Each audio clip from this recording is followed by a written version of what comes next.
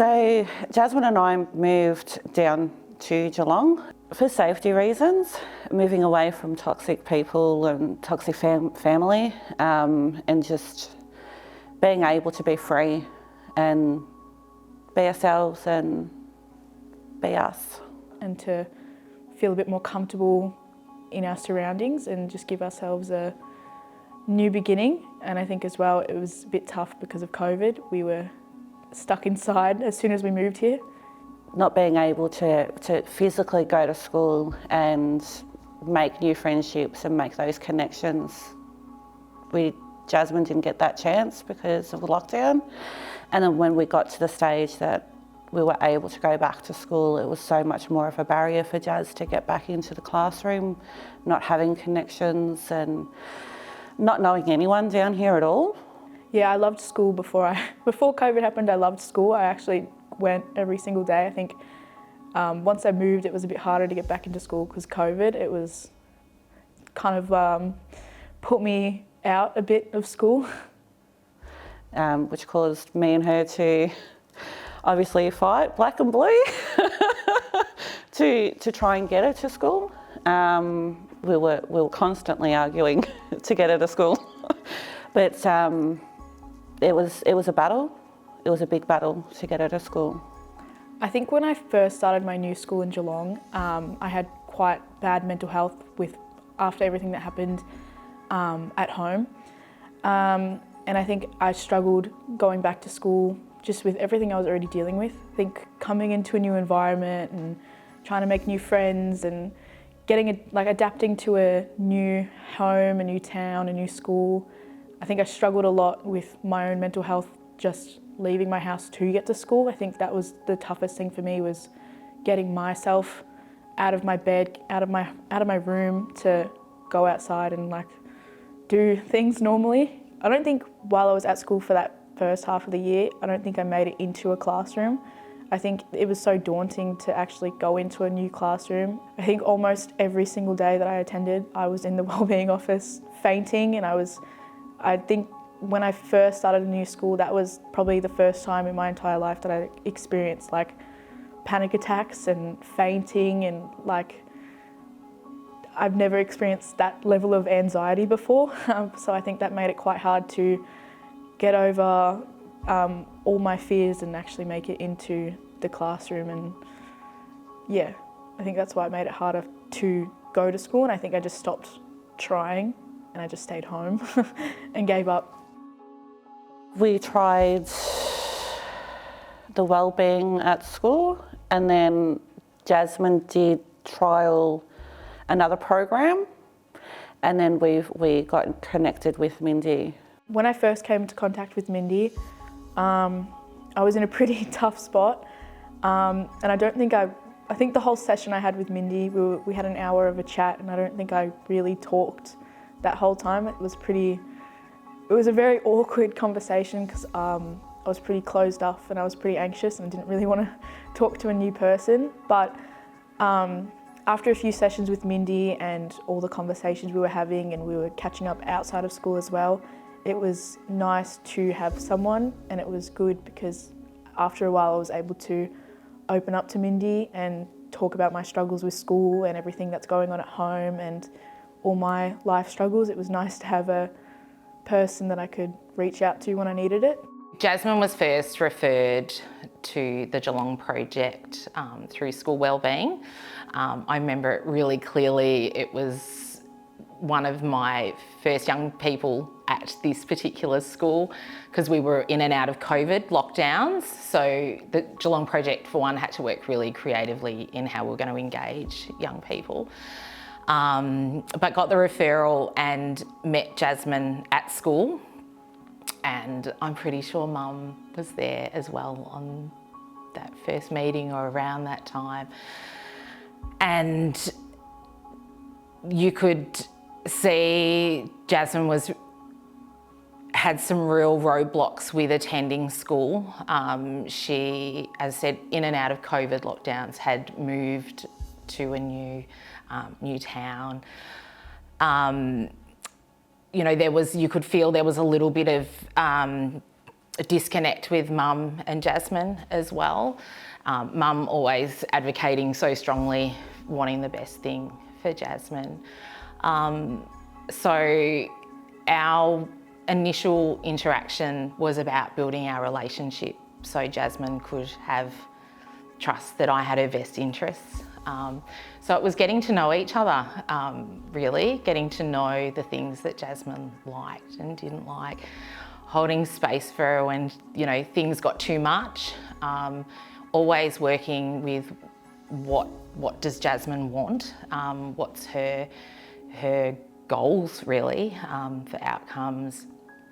And we just chipped away at it. It was just celebrating those small wins, and that's like I thought of Jasmine quite often once we'd finished working with each other, that from the young girl that I met at 14 that was, you know, to be honest, pretty pissed off really, to this amazing young woman that would, you know, whether it was FaceTime, because we had to get creative, so there could be some FaceTime calls of her talking about that she ate breakfast that day, or she got up, or she was putting in place a sleep routine. So I guess I couldn't pinpoint one specific thing because she was so amazing at recognising her wins.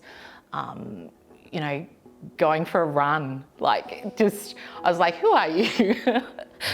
So it was very relationship based and driven by what she wanted for her outcomes, and just celebrating every win, small, big, indifferent, and acknowledging when we had setbacks and it's okay, reset, let's go again. Yeah, I could talk for ages about her.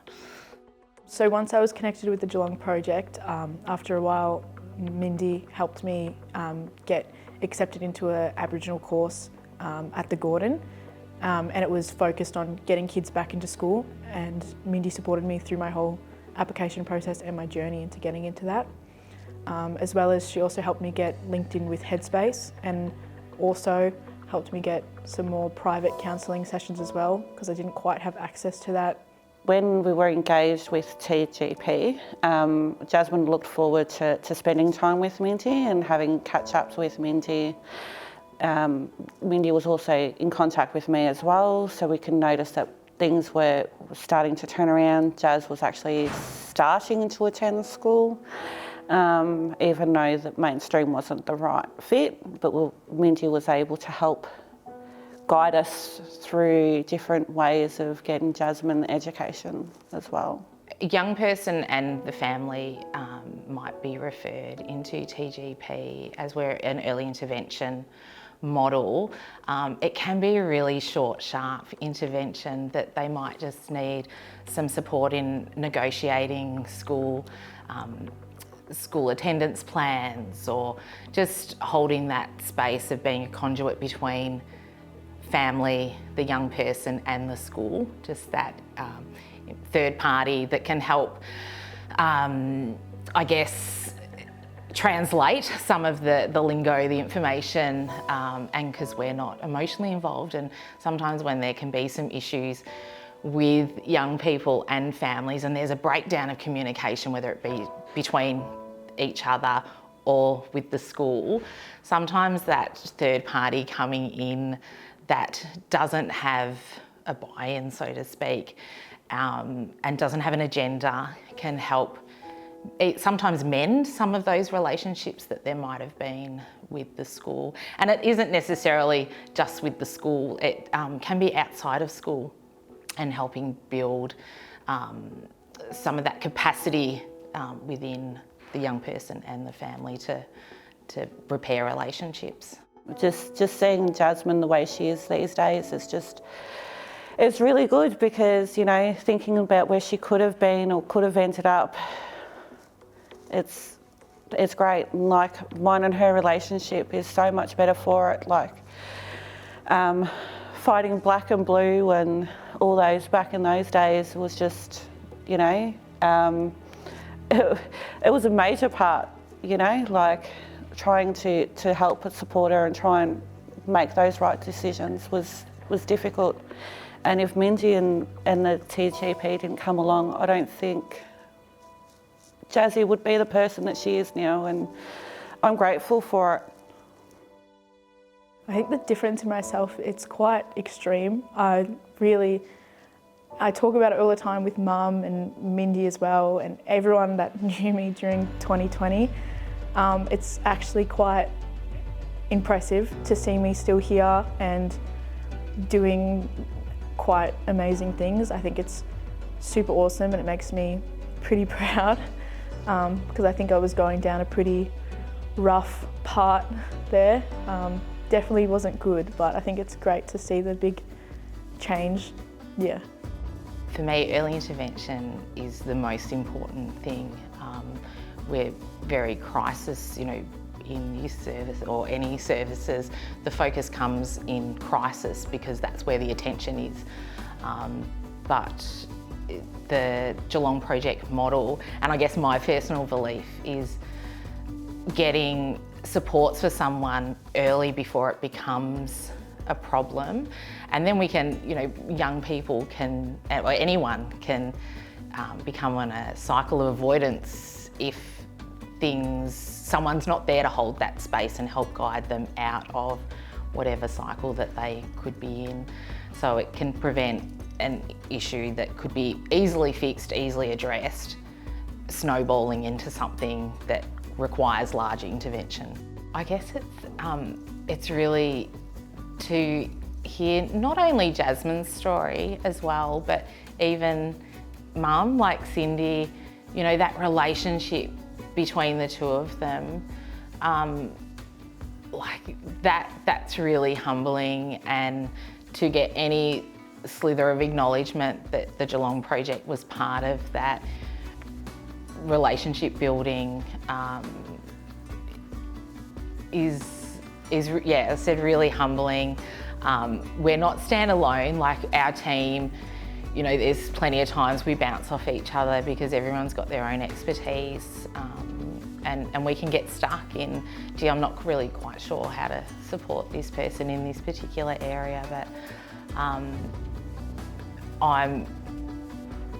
you never forget young people that you work with. I think you can name them down the road, but there's certainly some special people that you'll remember forever, and that will go on and do amazing things, and make change.